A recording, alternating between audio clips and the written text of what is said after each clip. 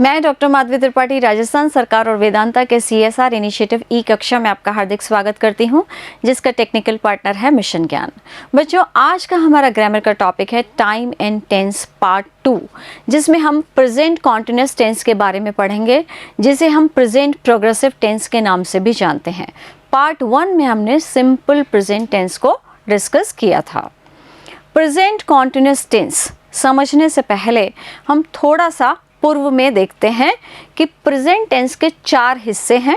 ठीक है, हमने इंडेफिनिट या सिंपल प्रेजेंट टेंस के बारे में पार्ट 1 में पढ़ लिया है।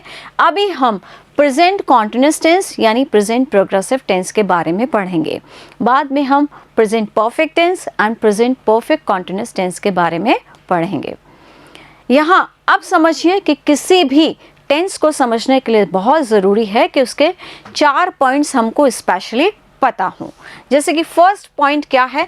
Identification words for a tense, यानी उस वाक्य में प्रेजेंट, पास्ट या फ्यूचर को बताने वाला कोई शब्द दिया हुआ होगा, हमें उसे पहचानना होगा और फिर टेंस फिल करना होगा। नेक्स्ट पॉइंट पे हम देखते हैं identification words for the part of tense, यानी वो सिंपल प्रेजेंट का है, प्रेजेंट कॉन्टिन्यूअस का है, प्रेजेंट परफेक्ट का है या प्रेजेंट परफेक्ट कॉन्टिन्यूअस टेंस का है। ऐसा कोई ना कोई वर्ड वहाँ हमें मिलता है या भाव मिलता है। नेक्स्ट जो हमें देखना है कि फॉर्म ऑफ वर्ब, यानी वर्ब की कौन सी फॉर्म लगेगी। और जो फोर्थ पार्ट है वो है किस सब्जेक्ट के साथ कौन सा वर्ब लगेगा, यानी सब्जेक्ट वर्ब एग्रीमेंट के बारे में हमें पता होना चाहिए, तो हमारा आंसर बिल्कुल सही निकलेगा। अब यहाँ हम देखते हैं आइडेंटिफिकेशन के वर्ड्स। देखो, now, these days, now a days, still, at this time, at this moment, at present. यदि वाक्य में आपको यह शब्द मिलते हैं तो प्रेजेंट कॉन्टिन्यूअस टेंस का प्रयोग होगा। अब प्रेजेंट कॉन्टिन्यूअस टेंस है क्या?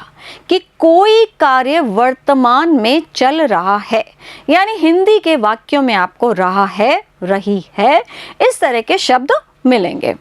यहां तक हमारी बात हो चुकी है। एक एग्जाम्पल देखते हैं। I am teaching English now a days. जब मैंने यह वाक्य देखा तो मैंने पहचानने की कोशिश करी कि यह वाक्य किस टेंस का है। क्या प्रेजेंट को बताने वाला कोई शब्द है? नो। पास्ट को बताने वाला कोई शब्द है? नो। फ्यूचर को बताने वाला कोई शब्द है? नो। तो फिर मेरा सेकंड ऑप्शन क्या था कि पार्ट ऑफ टेंस को बताने वाला क्या कोई शब्द यहाँ है? तो मुझे क्या मिला? नाउ अ डेज, जो कि किस में लगता है? प्रेजेंट कॉन्टिन्यूअस टेंस में। फिर मैंने वाक्य को और ध्यान से पढ़ा तो यहां पर मुझे क्या मिला? आई। तो आई के साथ एम वर्ब की फर्स्ट फॉर्म प्लस ING का प्रयोग होता है। हमें इन्हीं सभी बातों के बारे में आगे जानना है। देखो, वर्ब एंड हेल्पिंग वर्ब, यदि सिंगुलर नंबर है और ही, शी, इट है तो हम is plus first form plus ING का प्रयोग करेंगे। जैसे कि सेंटेंस देखो, she is teaching English now a days, यानी वह इन दिनों अंग्रेजी पढ़ा रही है।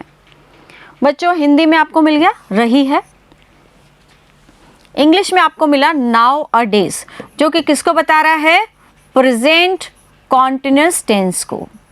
ठीक है, तो आपको पता चल गया कि वाक्य किसका है? प्रेजेंट कॉन्टिन्यूअस टेंस का है। अब हमारा नेक्स्ट स्टेप क्या होगा कि वर्ब की कौन सी फॉर्म लगेगी और किस सब्जेक्ट के साथ कौन सी वर्ब का प्रयोग होगा। देखो, शी क्या है? सिंगुलर नंबर, तो यहां पर इज का प्रयोग हुआ, वर्ब की फर्स्ट फॉर्म लगी है और ING इसमें लगा है। नेक्स्ट देखो, प्लूरल नंबर या यू, दे, आई, वी के साथ हम आर का प्रयोग करते हैं, फर्स्ट फॉर्म लगाते हैं और उसमें ING ऐड करते हैं। एग्जाम्पल देखो, they are teaching English nowadays. यहां पर nowadays present continuous tense को बता रहा है। ठीक है, फिर मैंने सब्जेक्ट देखा दे किस में आता है? प्लूरल नंबर में, तो मैंने क्या लगाया? आर प्लस वर्ब की फर्स्ट फॉर्म प्लस ING, तो क्या बन गया? Are teaching. यानी हिंदी में देखें तो वे इन दिनों अंग्रेजी पढ़ा रहे हैं। आगे देखते हैं आई के साथ। यह रूल सिर्फ कॉन्टिन्यूस टेंस में ही है कि आई के साथ एम का प्रयोग होगा, वर्ब की फर्स्ट फॉर्म लगेगी और उसमें हम आईएनजी ऐड करेंगे। देखो, I am teaching English at present, तो यहाँ पर एट प्रेजेंट किसको बता रहा है? प्रेजेंट कॉन्टिन्यूस टेंस को। तो मुझे ये पता चल गया कि प्रेजेंट कॉन्टिन्यूस टेंस है, तो मैंने फिर सब्जेक्ट को चेक किया, आई के साथ क्या लगेगा? एम प्लस वर्ब की फर्स्ट फॉर्म प्लस आईएनजी, तो आई एम टीचिंग, यानी मैं अभी अंग्रेजी पढ़ा रही हूँ। अब आगे चलते हैं। देखो, ऐसा कोई कार्य जो तत्कालीन वर्तमान में हो रहा है, यानी अभी हो रहा है, जैसे कि आप पढ़ रहे हैं, मैं पढ़ा रही हूँ, आप इंग्लिश लिख रहे हैं, मैं इंग्लिश लिखा रही हूँ, तो ये सब क्या है? यह कार्य वर्तमान में हो रहा है, वो भी तत्काल में, यानी अभी। She is studying at present, तो यहाँ पर मुझे एग्जाम में वर्ब मिलेगी study. At present present continuous tense को बताएगा, तो मैं यहाँ पर सब्जेक्ट चेक करूँगी, शी क्या है? सिंगुलर नंबर, तो क्या लगेगा? इज प्लस वर्ब की फर्स्ट फॉर्म प्लस आईएनजी, तो she is studying, right. Next sentence देखो, I am playing tennis presently. यहाँ पर भी सेंटेंस को ठीक से पढ़ा, प्रेजेंटली मिला, जो कि प्रेजेंट कॉन्टिन्यूस टेंस में यूज होता है। तो अब ये पता चल गया कि यह वाक्य प्रेजेंट कॉन्टिन्यूस टेंस का है, ठीक है। अब यहाँ पर मैंने सब्जेक्ट चेक किया, क्या है? आई के साथ क्या लगाते हैं? एम प्लस वर्ब की फर्स्ट फॉर्म प्लस आईएनजी, तो क्या हो गया? आई am playing, very easy. Next देखो, निकट भविष्य में होने वाले कार्यक्रम को प्रदर्शित करने के लिए भी हम प्रेजेंट कॉन्टिन्यूस टेंस का प्रयोग करते हैं। बच्चों, यह आपको ध्यान से समझने की ज़रूरत है। इसमें आप कुछ चीज़ों को नोट डाउन कर सकते हैं, जैसे कि पार्टी, सेमिनार, इलेक्शन, ठीक है, मैरिज सेरेमनी, तो ये सब होता क्या है? फ्यूचर में, परंतु प्लान वर्तमान में हो जाता है, ठीक है।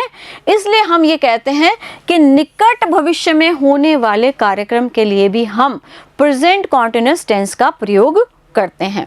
देखो, we are throwing a party next week. यहाँ पर नेक्स्ट वीक देखकर अब आपको सिर्फ ये समझना है कि यह फ्यूचर टाइम है, परंतु निकट भविष्य की बात है, प्लानिंग अभी हो रही है, ठीक है। तो हमने क्या लगाया है? वी आर थ्रोइंग, वी के साथ आर का प्रयोग किया, वर्ब की फर्स्ट फॉर्म लगाई और आईएनजी का प्रयोग किया है। नेक्स्ट देखो, they are coming on next Monday. यहाँ पर on next Monday future time को डिनोट कर रहा है। आपको यह ध्यान रखना होगा कि यह फ्यूचर टाइम की बात है, ना कि टेंस की, क्योंकि टेंस की बात करते हैं तो हम वर्ब की फॉर्म की बात करते हैं। अब यहाँ देखो, दे आर कमिंग, दे के साथ क्या लगेगा? आर, वर्ब की first form plus ING. Next देखो, I am arranging a seminar next month. यहाँ पर भी नेक्स्ट मंथ किसको डिनोट कर रहा है? फ्यूचर टाइम को। आई के साथ क्या लगता है? एम, वर्ब की फर्स्ट फॉर्म प्लस आईएनजी, तो आई एम अरेंजिंग। नेक्स्ट देखो, उन कार्यों के लिए जो बोलते वक्त जारी हैं, यानी अभी, ठीक है। Actions continue at the time of speaking. She is listening songs of Lata Mangeshkar at this time. बच्चों, आप चाहे कितने भी नियम पढ़ लीजिए, आपको वर्ड्स मिल जाएंगे और उसके अनुसार आप कोई सा भी टेंस ठीक से फिल कर सकते हैं। यहाँ देखो, at this time, ये किस में लगता है? प्रेजेंट कॉन्टिन्यूस में, ठीक है। तो क्या हो जाएगा? She is listening।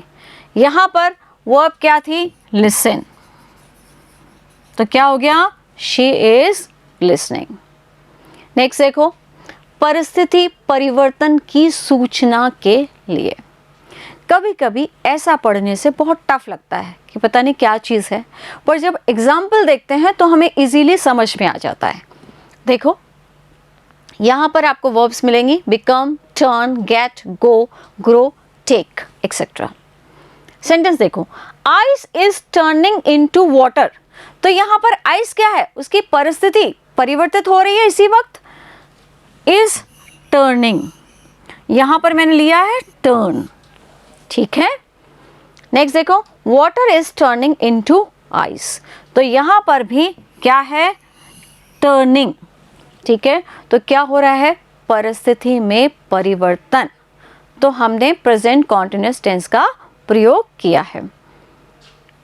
नेक्स्ट देखो, शब्द ऑलवेज के साथ, यानी ऑलवेज हम सिंपल प्रेजेंट टेंस में भी लगाते हैं, सिंपल पास्ट टेंस में भी लगाते हैं और प्रेजेंट कॉन्टिन्यूअस टेंस में भी लगाते हैं, पर हमें सेंटेंस का भाव समझना होगा। देखो, शी इज ऑलवेज कंप्लेनिंग, यहाँ पर क्या है, आपको हिंदी में समझना पड़ेगा कि जो कार्य वक्ता की चिड़चिड़ाहट का कारण बन जाए, यानी कोई कार्य बार बार हो रहा है और जो स्पीकर है उसे गुस्सा आ रहा है, चिड़चिड़ा हो चुका है, तो वह प्रेजेंट कॉन्टिन्यूअस टेंस का प्रयोग करता है। जैसे कि शी इज ऑलवेज कंप्लेनिंग, यानी वह उसकी कंप्लेन करने की आदत से परेशान हो चुका है, इसलिए उसने कहा है कि she is always complaining. Next sentence देखो, Mohan is always making that mistake, यहाँ पर भी वक्ता चिड़चिड़ा हो चुका है और उसने प्रेजेंट कॉन्टिन्यूअस टेंस का प्रयोग किया है। बच्चों, मुझे पूरी उम्मीद है कि आपको प्रेजेंट कॉन्टिन्यूअस टेंस बहुत अच्छे से समझ में आ गया होगा, आपने सारे पॉइंट्स ठीक से नोट डाउन करे होंगे। नेक्स्ट सेशन में हम आपके साथ प्रेजेंट परफेक्ट टेंस लेंगे, तब तक आप इसकी खूब प्रैक्टिस करिए। Thank you, good bye.